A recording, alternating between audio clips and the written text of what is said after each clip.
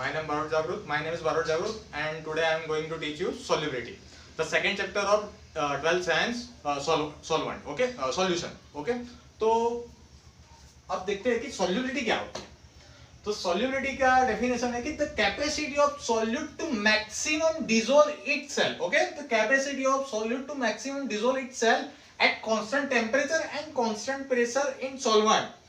ठीक है, तो इस सॉल्यूट की सॉल्युबिलिटी बोलते हैं इस चीज को. उसका मैक्सिमम पार्ट इटसेल्फ अपने आप डिसॉल्व होता है, तो उसको बोलते हैं उस सॉल्यूट की सॉल्युबिलिटी. ठीक है, तो अब आज हम दो टॉपिक पे बात करेंगे, the solubility of solid in liquid solvent and the solubility of gas in liquid solvent. Okay, तो यहाँ पे दो टर्मिनोलॉजी होती है, polar solvent, non polar solvent. आपको पता ही होगा कि पोलर सॉल्वेंट क्या होता है. तो जहां जिस सॉल्वेंट में डाइपोल क्रिएट होती है, जैसे कि H2O, ठीक है, जैसे कि H2O यहां पे डाइपोल क्रिएट होती है, इसको बोलते हैं पोलर सॉल्वेंट. और नॉन पोलर सॉल्वेंट, तो जिसमें डाइपोल नहीं होती तो उसको नॉन पोलर सॉल्वेंट. तो पोलर सॉल्वेंट में क्या आता है, तो भाई आता है अपना H2O, HF, ये जो सब आते हैं ना, HCl, ये सब होते हैं पोलर सॉल्वेंट. ठीक है, देन नॉन पोलर सॉल्वेंट, उसमें क्या आता है कि भाई बेंजीन, ठीक है, एसिटिक एसिड, हेक्सेन, ये सब चीज क्या आती है, ये सब नॉन पोलर होते हैं. ठीक है, और ये सब पोलर होते हैं. अब जो इनऑर्गेनिक सॉल्ट है, ठीक है, जैसे कि NaCl, KCl, ऐसे सॉल्ट है, वो किसमें ज्यादा प्रीफर करेंगे सॉल्युबल होने के लिए, तो पोलर सॉल्वेंट में. क्यों? क्योंकि जब मैं उसको डिसॉल्व करूंगा पोलर सॉल्वेंट में, इनऑर्गेनिक सॉल्ट को, तो क्या होगा, Na+. यहां पे एक स्फीयर क्रिएट होगा विद डाइपोल, जिसके वजह से इनऑर्गेनिक सॉल्ट पोलर सॉल्वेंट में easily, due to electronic attraction. Okay, तो ये minus minus plus plus charge का जो अट्रैक्शन रहता है, उसके वजह से एक स्फीयर क्रिएट होता है. तो मैं जब NaCl को डालता हूं तो वो क्या होता है, वो आयन में डिस्ट्रीब्यूट हो जाते हैं और सॉल्वेंट सॉल्युबल होते हैं. अब ऐसे ही नॉन पोलर सॉल्वेंट की बात करूं तो जैसे मोस्ट ऑफ,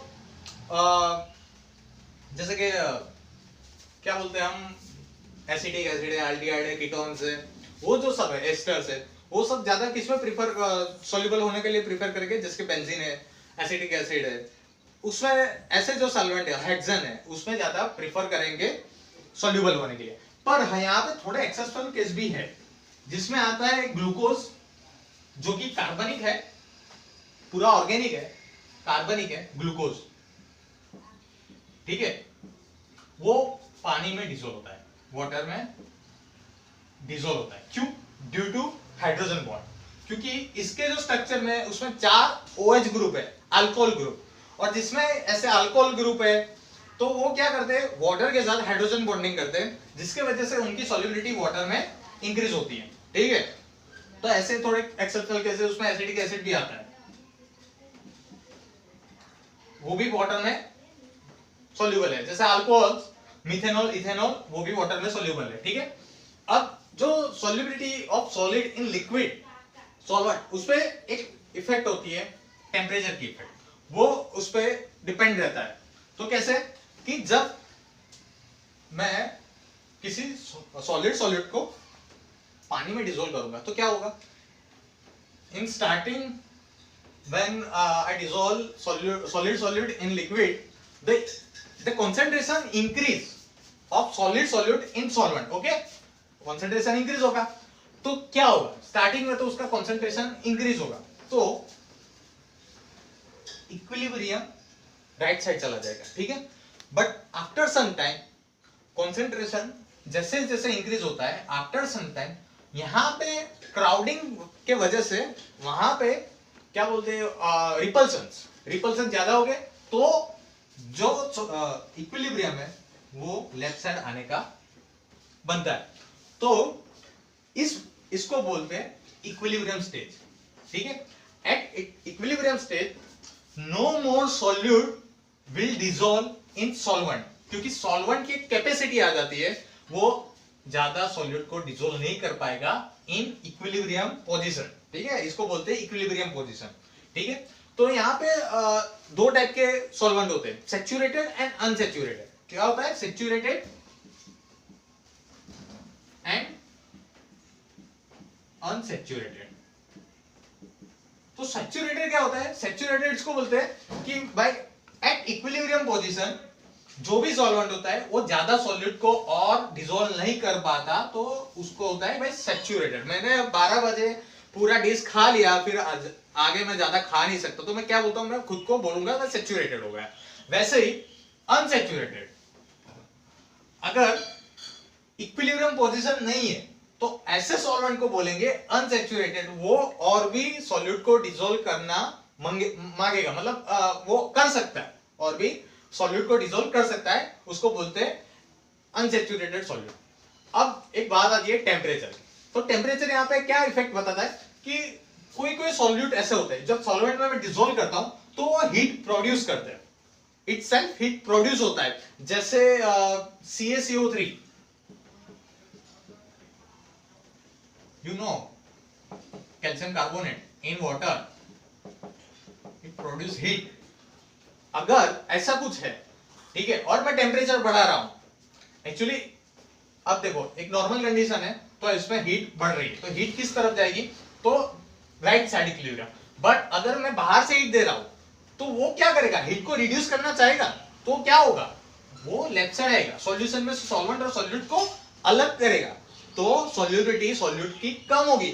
समझ रहे हो, अगर नॉर्मल कंडीशन है तो इक्विलिब्रियम इस तरफ जा रहा है तो हीट इंक्रीज हो रही है, पर मैं बाहर से हीट दे रहा हूं तो क्या हो रहा है, जो जो इक्विलिब्रियम है वो खुद का इक्विलिब्रियम मेंटेन करना चाह रहा है, तो उसके वजह से क्या होता है, वो लेफ्ट साइड खुद का कंसंट्रेशन और इक्विलिब्रियम लेफ्ट साइड को की तरफ करेगा। तो लेफ्ट साइड क्या है मेरा, सॉल्यूट और सॉल्वेंट दोनों अलग है, तो वो दोनों अलग करना चाहेगा, तो सॉल्यूट की जो सॉल्युबिलिटी है वो डिक्रीज होगी at if I increase temperature when heat itself produce. Okay, second thing है कि अगर हीट एब्सॉर्ब हो रहा है कुछ सॉल्यूट में सॉल्वेंट में डिसॉल्व कर रहा हूं, ठीक है, then if I increase the temperature then favorable for this condition। why?